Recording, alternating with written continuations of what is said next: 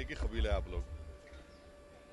हाँ, तो वही सवाल बोल दूं उसी पे। सर, प्रधानमंत्री ने जो फास्ट ट्रैक कोर्ट की बात की, उन्होंने कहा कि हम युवाओं के साथ हैं, क्या कहेंगे इस पूरे विषय पर? देखिए, प्रधानमंत्री तो एक तरफ ये बात कह रहे हैं और आज उनकी सरकार ने दिल्ली पुलिस कमिश्नर को नेशनल सिक्योरिटी एक्ट के तहत कमिश्नर ऑफ दिल्ली पुलिस को ये पावर दिया है कि वो 12 महीने तक डिटेंशन में बच्चों को रख सकेंगे। अब आप ये बताइए, जंतर मंतर जो प्रोटेस्ट हो रहा है वो नेशनल सिक्योरिटी का थ्रेट है क्या? बताइए। देश का 50% आबादी जो है 25 साल से कम उम्र का है, वो लड़के अपने फ्यूचर के लिए अच्छा करने के लिए जिनकी ज़िंदगी बर्बाद हो गई, वो आकर प्रोटेस्ट कर रहे हैं तो मोदी सरकार बोलती है कि नेशनल सिक्योरिटी का थ्रेट है। आप एनएसए लगाना चाह रहे हैं उनके ऊपर, 1980 का एक्ट जो है, माने 12 महीने उनको दिल्ली पुलिस उनको बगैर अरेस्ट बताए डिटेंशन में रखेगी। क्यों इस तरह की बात करते हैं? एक तरफ तो कुचलने की कोशिश कर रहे हैं आप, और ये जो स्पेशल कोर्ट्स बोल रहे हैं, कई का स्पेशल कोर्ट्स क्या है? ये कुछ नहीं है, सब मजाक है ये। 2000 कब ये हुआ था, यूजीसी नीट एग्ज़ाम हुआ था, एनईटी, उसमें तो सीबीआई ने क्लोजर रिपोर्ट डाल दिया कि उसमें लीक ही नहीं हुआ। क्यों इस तरह करते हैं आप? एक तरफ स्पेशल कोर्ट बोलते हैं, दूसरी तरफ आप एनएसए उन पे लगाना चाहते हैं ताकि 12 महीने उनको डिटेंशन में रख सकें बगैर कोई अरेस्ट दिखाए उनको। कि वो थ्रेट है क्या नेशनल सिक्योरिटी के? ये जो प्रोटेस्ट हो रहा है कि वो थ्रेट है नेशनल सिक्योरिटी के लिए? बताए सरकार ये। अगर वो नौजवान युवा लड़ रहे हैं, थ्रेट है तो बता दीजिए नेशनल सिक्योरिटी का।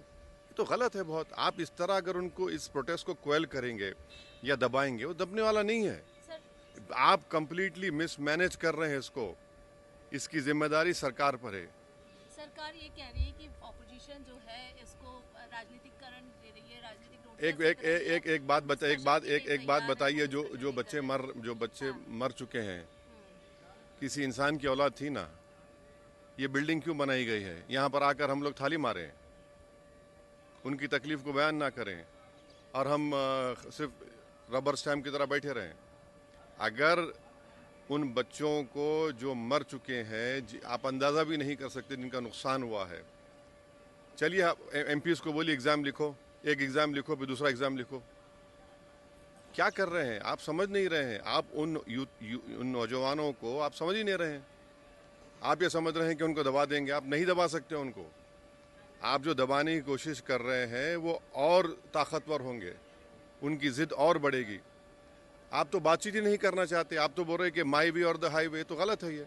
सर, ये जो डिस्कशन की पार्लियामेंट्री अफेयर्स मिनिस्टर ने दोनों हाउस में बोला है, कह रहे हैं हम लगातार अपील कर रहे हैं कि डिस्कशन के लिए आए जो तमाम एक बात सुनिए, जो इस सरकार का कंटिन्यूस बिहेवियर रहा है, आंदोलन हुआ एडवोकेट्स का, आंदोलन हुआ किसानों का लाल किले के पास, CAA का प्रोटेस्ट हुआ जिसमें पुलिस ने जामे मिलिया में घुसकर लाइब्रेरी, कैंटीन, हॉस्टल में मारा, एक बच्चे की आंख चले गई, सर पैर तोड़ दिया गया। आप इसी तरह से अगर इस मेथड को अडॉप्ट करेंगे, आपको कुछ हासिल नहीं होगा। बल्कि जनता में ये बात जा रही है कि रोड पर निकलने से ये बीजेपी सरकार डरती है, पार्लियामेंट में डिबेट से नहीं डरती है वो।